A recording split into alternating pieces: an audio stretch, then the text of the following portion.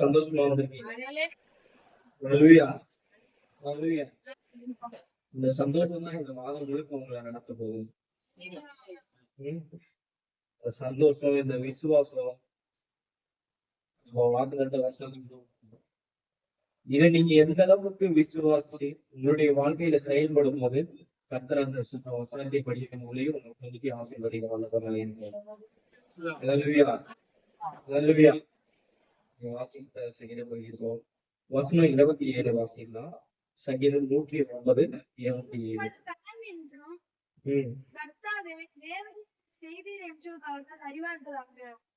இது உங்களுடைய கரம் என்றும்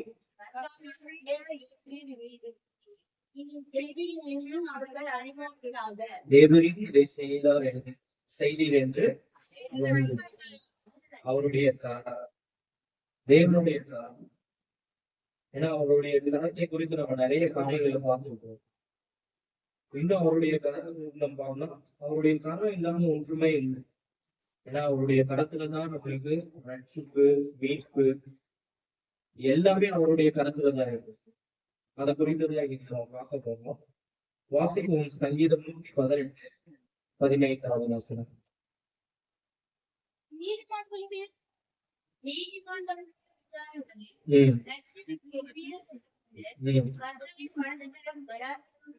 கர்த்தருடைய வலது கரம் செய்யும். கரங்களின் தட்டி அவருடைய நமக்கு சாதாரணமானது இல்லை. அவருடைய கரம் எப்படி இருக்குதா?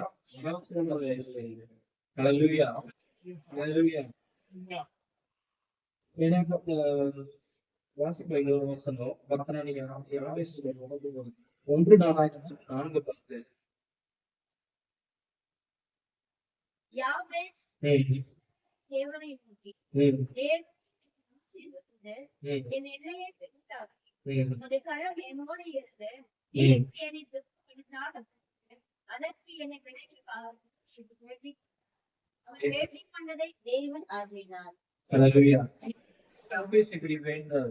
யோசிச்சு பாருங்க. ஏன்னா முதலாவது அவர் வந்து விசுவாசிக்கிறாரு. அவருடைய ஜெபம் என்னமா இருக்குது? திரும்ப வாசிக்கலாம். இஸ்ரவேலின் தேவனை நோக்கி தேவரீர் என்னை ஆசீர்வதித்து என் எல்லையை பெரிதாக்கி உமது கரம் என்னோடு இருந்து தீங்கு என்னை துக்கப்படுத்தாதபடிக்கு என்னை யாவை சரிச்சிருக்கிறாரு. தேவனுடைய கரம் வந்து அவரோடு இருக்கும் போது எது அணுகாதபடி தீமை அணுகாது. அவ்வளவுதான். விசுவாசிக்கிறீங்க. ஏன்னா அவருடைய கரம் உங்க கூடி இருக்கும் போது முதலாவது உங்களுக்கு தீமை அணுகாது. அதை நம்ம விசுவாசி அவருடைய இடத்துல நம்ம கேட்கும் போது கர்த்தர் அதை செய்ய வல்லவராக காரியங்களுக்காகவும் அதற்கு என்னை விளக்கி காத்தரணும் என்று வேண்டிக் கொண்டார். தேவன் என்ன பண்ணார்? தேவன் அருளினார். கரங்களை தட்டி நீங்க அவருடைய நம்பத்தினால அவருடைய கரத்தை கொண்டு நீங்க வேண்டிக் கொள்ளும் போது தேவன் அது உங்களுக்கு அருளை செய்ய வல்லவராக இருக்கிறார்.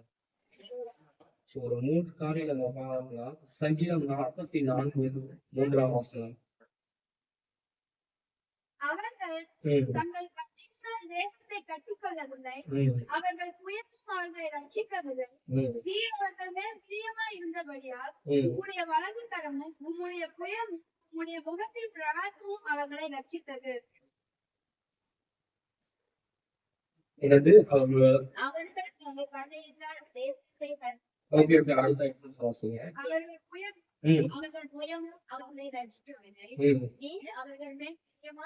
நீர் அவர்கள் மேல் பிரியமாய் இருந்தபடியா உங்களுடைய வலது கரம் உம்முடைய புயமும்.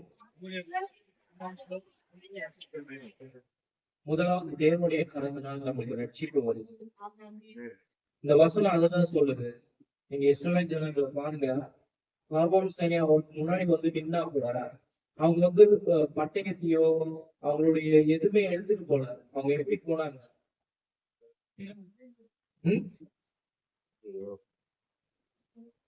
எப்படி போனாங்க?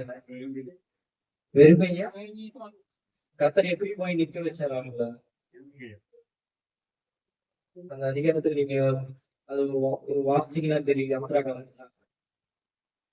தேவன் எப்படி அவங்க வந்து பட்டயத்தை எடுத்து போய் அவங்க முன்னாடி நிக்க வைக்கிறாங்க. வீணை சுத்தம் இந்த மாதிரி அவருடைய நாமத்தை வந்து பார்வோனுக்கு முன்னாடி போய் நின்று, நீ என்னுடைய நாமத்தை ஆராதனை செய்ய என்று கர்த்தர் மோசேக்கு கட்டளையிட்டார். ஏன்? ஏன்னா அவங்க எதிரிகள் வந்து எவ்வளவு பணத்தோடு ஆயுதத்தோடு வந்து நிற்கிறாங்க. ஆனா ஆண்டவர் சொல்லுகிறார், நீ வந்து அவங்க போய் அவர்கள் முன்னாடி நின்று என்னை நீ ஆராதனை செய், எந்த தீங்கும் தீமையின்றி நான் உன்னை ரட்சிப்பேன் சொல்லுங்க. அதுதான் முக்கியம். ஏன்னா நீங்க எந்த காரியத்தை கொண்டு எதை கொண்டு நீங்க பயப்படுத்தவில்லை. உங்களுக்கு முன்னாடி இருக்கிற சத்துரு எவ்வளவு பெரிய வல்லமா படைச்சவனா இருக்கலாம். நீங்க தேவனை விசுவாசிக்கும் போது, நீங்க அவர்களுடைய கரத்தை நாடும் போது, அவர் உங்களை வெறும் கையாக இருக்கிற உங்களை அவர் வெற்றி கொள்ள செய்வார்.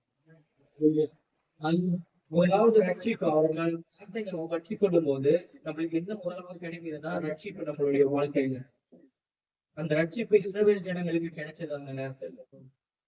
இப்ப நம்ம கர்த்தரை துதிக்கும் போது, அவருடைய நாமத்தை நாம் பின்பற்றும் போது, அவருடைய கரத்தை பற்றி கொள்ளும் போது, நம்மளுக்கு முதலாவது நம்மளுடைய வாழ்க்கையில என்ன கிடைக்கும்? ரட்சிப்பு. இரண்டாவது காரியம் வாசிப்போம். 1 நாளாகமம் 29:12.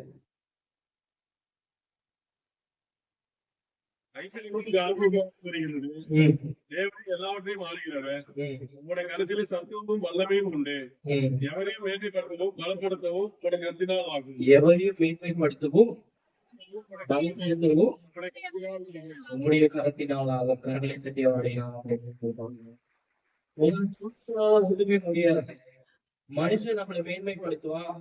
நம்ம படிச்ச படிப்பு எல்லாமே இருக்கட்டும், இந்த உலக பிரகாரமான காரியங்கள் ஒரு சில இருந்தாலும், யாரா இருந்தாலும், இப்ப நான் படிச்சிருக்கேன் படிக்கல அது இல்ல, எனக்கு இந்த தகுதி இருக்கு இல்ல அது இல்ல, என்னால முடியாத ஒன்றும் இல்ல. எவரையும் மேன்மைப்படுத்தக்கூடிய வல்லமை யாரிடத்துல இருக்கு? ஆண்டவராகிய இயேசு கிறிஸ்துவினால மாத்திரம்தான் இருக்கு. விசுவாசிக்கணும். ஏன்னா இப்ப ஒரு நானே பாருங்க, எனக்கு என்னுடைய ஜாப்ல வந்து அடுத்த கட்டத்துக்கு போகணும்னு நான் நினைக்கிறேன். நான் ஒரு கம்பெனிக்கு ஒரு இன்டர்வியூக்கு பாக்குறேன்.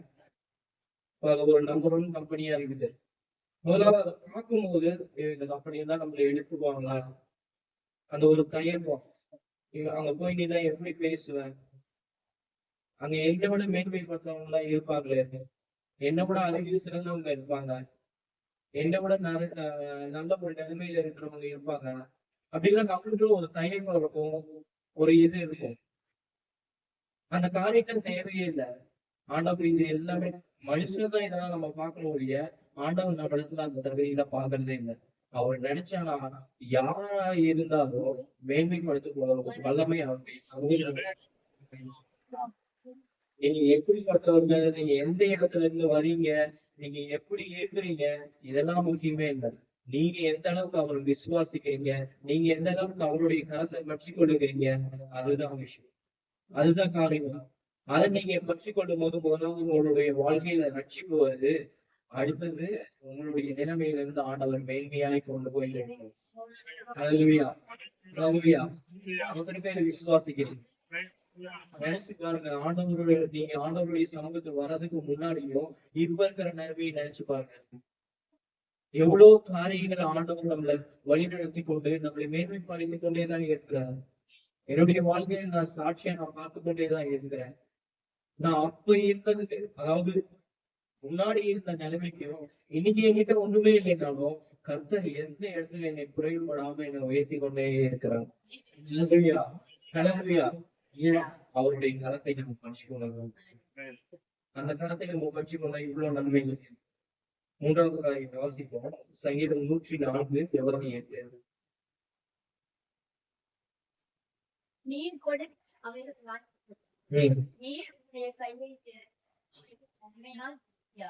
நீர் உம்முடைய கையை திறக்க அவைகள் நன்மையால் நன்மையா திருப்தியாகும். இந்த திருப்தி இப்ப இருக்கிற காலகட்டத்துல இந்த திருப்திங்கிறது ரொம்ப ரொம்ப ரொம்ப கடினமான ஒண்ணு. ஏன்னா யாரையுமே யாராலையும் திருப்தி படுத்தவே முடியாது. எத்தனை பேர் ஒத்துக்கிறீங்க? என் பையன் அவனை என்னால திருப்திப்படுத்த முடியாது. அவனுக்கு தேவையானதை நான் எல்லாம் செஞ்சாலும், அப்பா நீ எனக்கு அது செய்யல, அப்பா நீ இன்னைக்கு எனக்கு வாங்கி கொடுக்கல, யாரையுமே யாராலையும் திருப்திப்படுத்தவே முடியாது. ஆனா வசனம் எப்படி சொல்லுகிறது? உன் வாயை விரிவாய்த்த நன்மையா நிரப்புவேன் என்று சொல்லுகிறேன். ஹல்லேலூயா. ஹல்லேலூயா. அங்க வசனம் அப்படிதான் சொல்லுது. அவர் கையை திறக்க திரும்ப எல்லாரும் சேர்ந்து சொல்லுங்க. இருவருடைய கையை திறக்க அவைகள் நன்மையால் திருப்தியாகும். நீங்க எல்லாரும் சேர்ந்து ஒரு வசனம் வாசிக்கலாம்.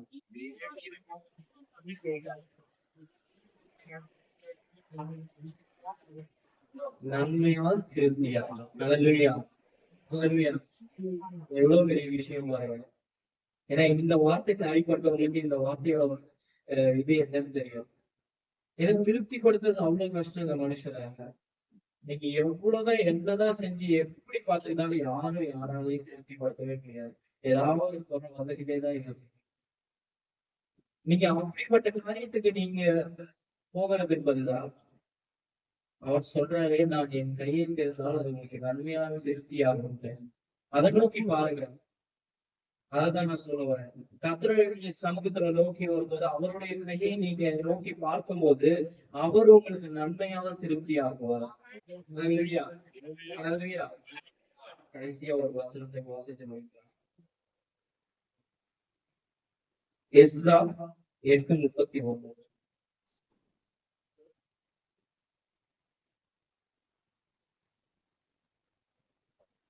நாங்கள் எருசலேமுக்கு போக முதலாம் மாதம் 12ஆம் தேதியிலே நகாவா நதியை விட்டு பயணம் போட்டோம்.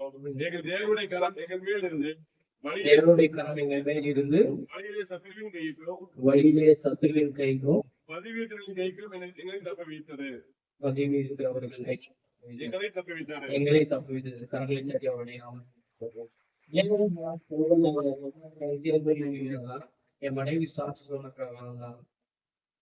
அவருடைய கரம் நம்ம கூட இருக்கும் போது நம்மளுக்கு வழியில எவ்வளவு சத்துக்கள் வந்தாலும் சரி, நம்மளுக்கு விரோதமாய் பதிவு இருந்தாலும் சரி, அவர்களுக்கு எங்களுக்கு நம்மளை தப்புகிறாயும்.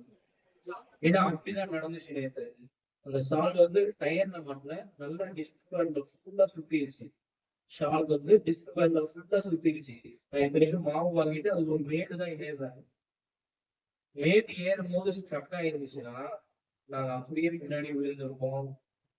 அதே மாதிரி ரோட்ல ஏறி நின்று திரும்ப நாங்க போகும்போது அந்த ஆத்து ரோட்ல எவ்வளவு வேகமா வாகனங்கள் வருகிறது என்று நம்ம எல்லாருக்குமே தெரியும். எவ்வளவு வேகமா பஸ்ஸும் சரி, காரும் சரி, பைக்கும் சரி, எவ்வளவு வேகமா வந்துட்டு இருக்குது. நடு ரோட்ல வண்டி அப்படியே ஸ்ட்ரக் ஆயிடுச்சு. வண்டி உரைச்சு நகர்த்த முடியல. நல்லா போய் சிக்கிட்டு அந்த இடத்துல கூட அந்த ஷால் வந்து அவங்களுடைய கழுத்துல நல்லா இறுக்கி எடுத்துதான் என்ன இருக்கும். கையில குழந்தைய வச்சிருக்கிறாங்க. நானும் என்னுடைய பையன் முன்னாடி உட்கார்ந்து இருக்கோம். எப்பேற்பட்ட அந்த ஒரு கோரமான சம்பவம் கூட நடந்திருக்கலாம். ஆனா கர்த்தர் இந்த வசனத்தின் பிரகாரம் என்னைய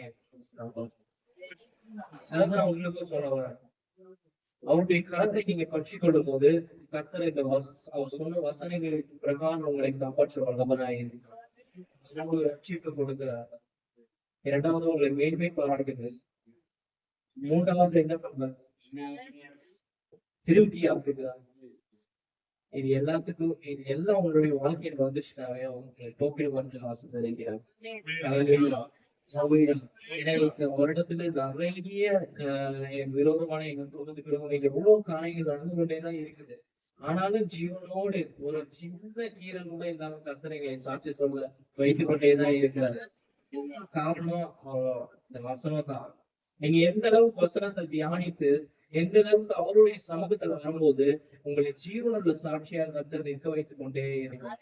Hallelujah. Hallelujah. Please don't say away from பரவாயில்லை, அதான் ஆண்டவரே, இந்த வார்த்தைக்காக உமக்கு துதிக்கிறோம். உம்முடைய உலக தனத்தில் அவருடைய கரத்தினால் எவ்வளவு நன்மைகள் இருக்கிறது என்று நாங்கள் பிரார்த்திக்கிறோம். அதை ஒரு சாட்சியை கூட என்னுடைய வாழ்க்கையில் நான் பார்த்திருக்கிறேன். நன்றி.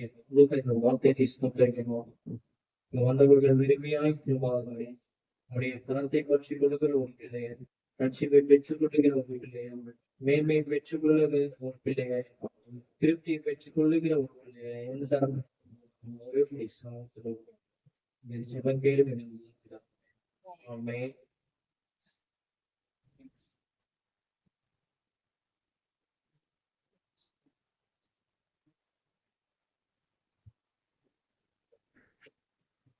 அப்படியே கர்த்தர் இந்த பகுதியை